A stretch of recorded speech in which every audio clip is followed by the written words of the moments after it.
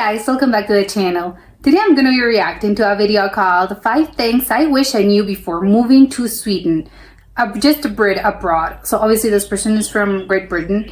I don't really know what kind of things you have to be aware of before moving to Sweden. I think Sweden is like, I don't know. I think it's because it's Scandinavia, and I think unless you are from a Scandinavian country, or I think you have some experience living in that area of the world and in Europe, I think it can be like a pretty big like culture shock, because I think they're sort of like isolated from the rest of the world. So I think they have like their own culture, their own like little things, and I think it can be quite of like, wow, I didn't know that things, you know, work like that here. So I don't know, we're gonna find out. So hopefully we don't get as much culture shock as he did when we either move or visit Sweden. So let's check it out and comment, like, and subscribe. I know that a lot of you watching this video will probably fit into one of two categories. You're either Swedish yourself and you're here to hear my experiences of living in your country, or you're from someplace else and just like me, you have an active interest in Sweden and maybe want to spend some more time here yourself in the future. I would love to visit. It got me thinking, what are some of the things that I wish I'd known before I moved here that I could have used to help prepare me? So if you fall into the category that you're also sat there contemplating whether you should make the leap over to Sweden, I suggest you find yourself somewhere comfortable and get ready to take notes. Because today we're diving into 5 of the things that I wish I'd known before I moved.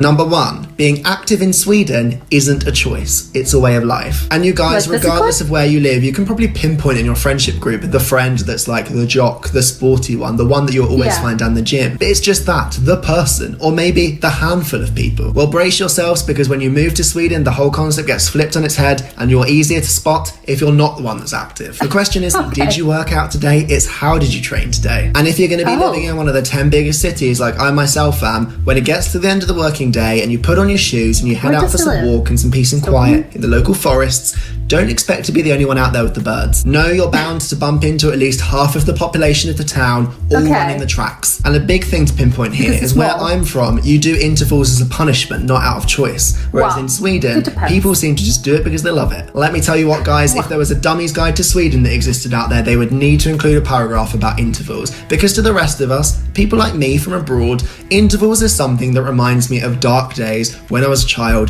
doing gym class at school. And I've locked it away at the back of my brain. I never want to think about it again. Fortunately, that's etched so deep in my memory that even now that I've been in Sweden for 2.5 years and I'm a lot more active than I was beforehand, I'm still not doing any intervals, but I'm definitely running 3 or 4 times a week, which you wouldn't have found me doing back when I lived in England. The second thing that I wish I'd known before... Okay, I have to say, like, this one I think is pretty, like, it just depends. Some people are just, they like to work out. It's not a punishment. I think the key is, like, you should definitely work out in something that you actually enjoy doing, because otherwise you're like him and you're like, this is punishment. Why am I doing this to myself? No, the idea is finding some activity that you actually enjoy. Apparently for him is running, which I think it's funny, that it's like, okay, so it's just running. Like, do Swedes are like, they all run, or do they also like go to the gym and train and like lift weights, or they do other sort of activities like, I don't know, swimming, I don't know, like spinning, I don't know. There's like so many things that you can do, or like hit cardio or whatever. But I'm curious if it's just like the running or if it's just like the gym in general.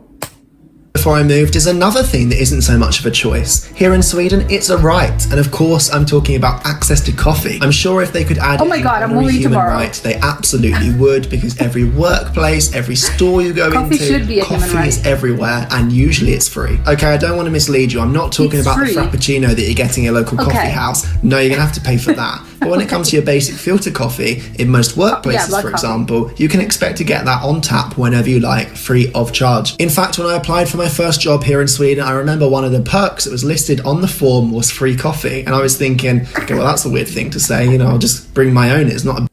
I have to say, the offices, I don't think that's that uncommon in other places, but I think offices that offer, like, you know, just you have free coffee, it's like those are the best kind of offices. I don't think they have it, they offer as like a perk. I don't know if like when you're applying, they're like, one of the perks is you get free coffee. I would just be, I don't know, would assume it's free, right? Like, it's just like, I don't know, like they have like some snacks or something, like they have free coffee. I think that's just like a normal thing. Some other countries do it. So, well, not countries. I think it's just like more, it depends on the office, but apparently I think I'm learning that in Great Britain, that's not, or in London maybe specifically, that's not common. So good to know.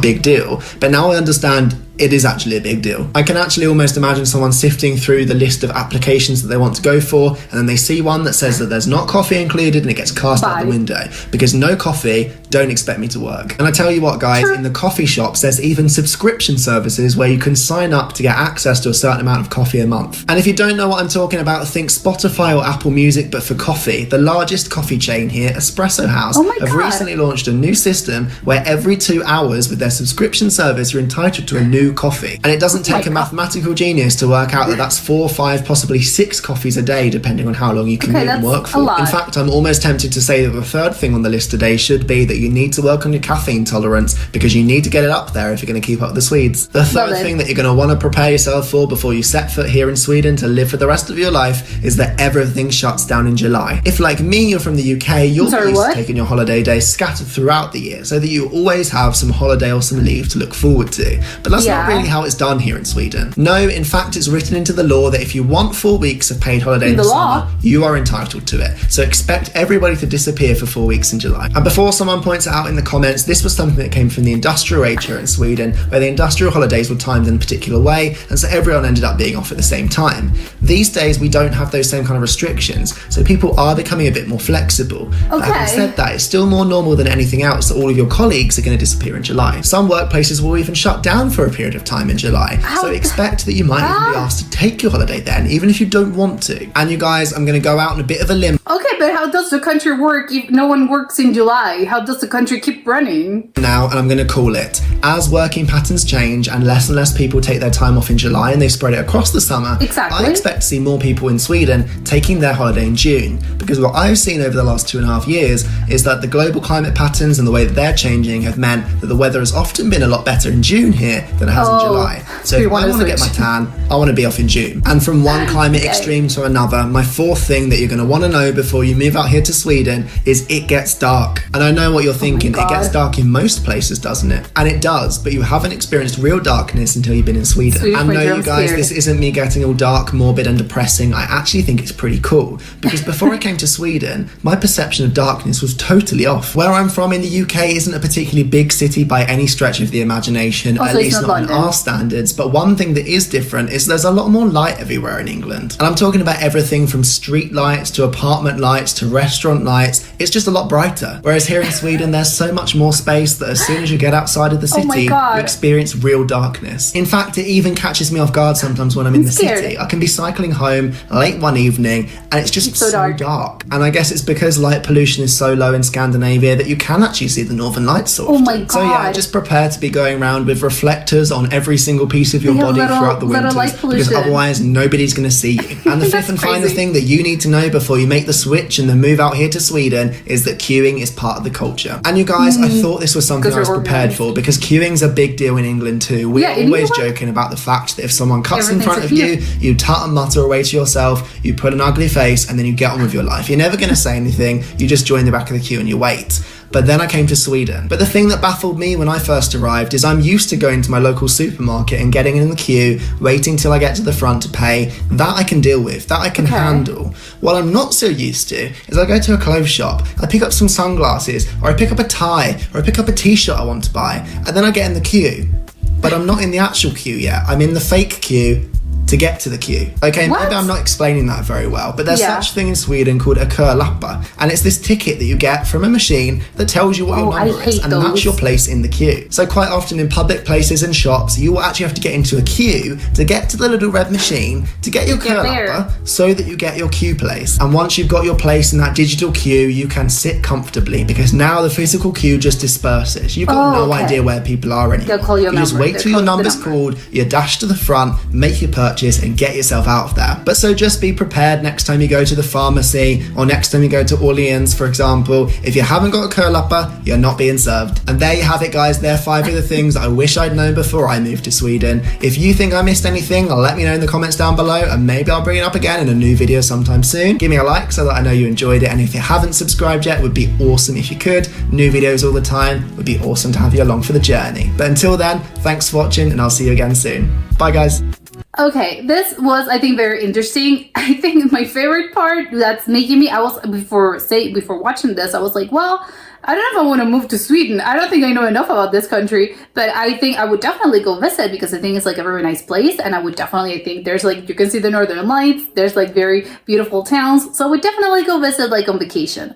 But the one that's making me reconsider, or would make me reconsider, it's the coffee situation. I love coffee. So the fact that they really do have their own sort of like reverence for coffee, I love those. I love them. Those are my kind of people, you know, people that really do enjoy coffee. And I'm not talking about coffee like you said, like your frappuccino, like your whole, you know, 2 pumps of sugar-free syrup. No. I really do like just coffee, just like plain black coffee. Like, yes, those are my kind of people. The ones that are like super sugary, that like Starbucks, like a Starbucks situation where you have like a lot of like foam and whipped cream and there's like tons of sugar. That's not coffee. It doesn't taste like coffee.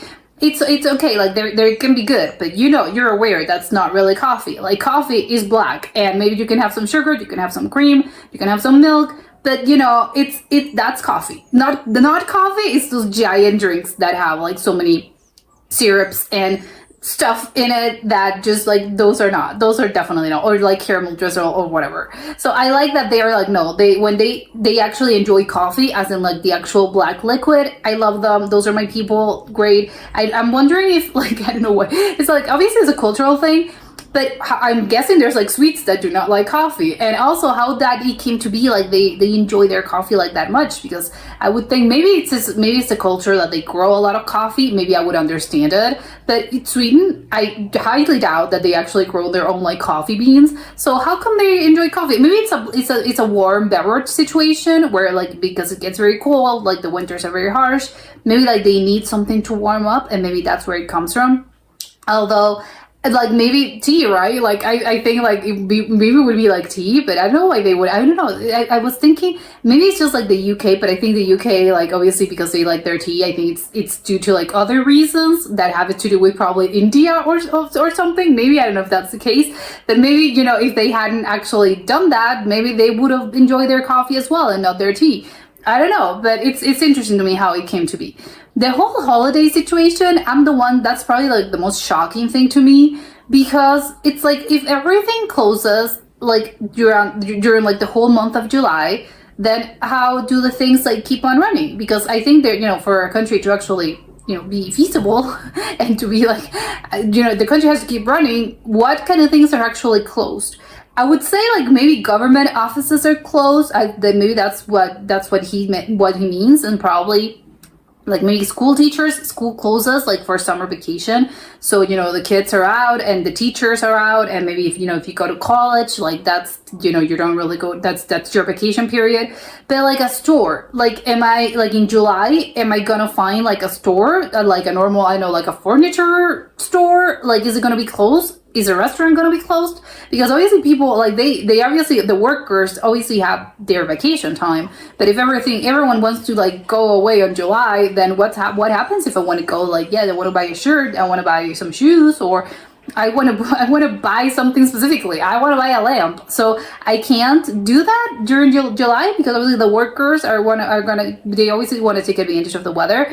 I guess it makes sense to me, maybe because like he mentioned, yes, well, these days like the pattern has changed a little bit because of like global warming, whatever, like a lot of like there's like a lot of weird weather happening in a lot of places, and you know, the patterns are changing. But so it is June these days, but previously it was July because they have like nice weather. It's probably like the only time of the year where you get like 4 weeks straight of sun, and that's it. Like in other months, it's hard to find like that many like weeks that you can actually like see the sun. So on one hand, of course, they actually absolutely they deserve that. Obviously, no one's a slave. But again, it's like, okay, so what happens then? You know, if I'm thinking as a customer, I'm thinking like an entitled customer. I'm like, what happens if I want to buy something in July? And obviously, it's kind of like a sad thing to me, like, because if I'm a customer, I'm thinking no.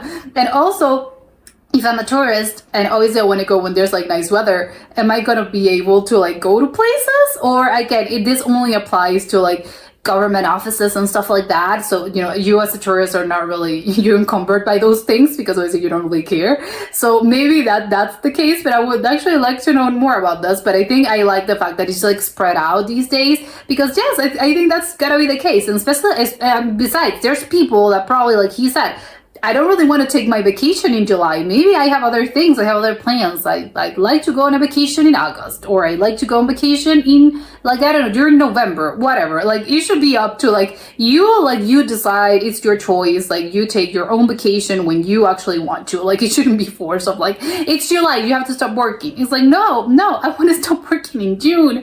I don't know, like, or something else. That was probably the most surprising thing to me. And also, I have to say, the light pollution, that's also a little bit crazy to me, because it's like, I can see, like, obviously they have the northern lights, and obviously it's like very, in order for actually that to happen, for you to see the northern lights, you need to have like very light pollution. There's like no city surrounded. But I was thinking, guess that's like in the north, right? Like in northern Sweden, and in probably like in little towns. He lives in one of those like big cities. I don't know if it's Stockholm or Malmo or the others, other big Swedish cities. But he mentioned, no, it's quite dark. Like, it could get quite scary. So it is like, okay. So even in big cities, like, I think it's, I don't know, at least to me, I know that I associate like big cities with a lot of like pollution, a lot of noise, a lot of lights, and it's constantly like, there's like a lot of like this bustle of a great city or of a big city. It doesn't really, like, obviously it depends on whether, obviously you're not going to compare, I don't know, Paris to like to Stockholm, because there's like fewer people. But again, it's like still, it's a big city, right? But apparently that's not the case. It would feel maybe more like a little town. I don't know, that makes me super curious, and I want to go visit more, because it's like, okay, how is it? Is it like a pretty big city, but you don't have light pollution, or like everything's very calm? So it's like, oh my god, if that's the case of like the big city, then how exactly it is the little town? I don't know, that makes me very curious. But yes, I love this video, and I'll see you next time. Bye!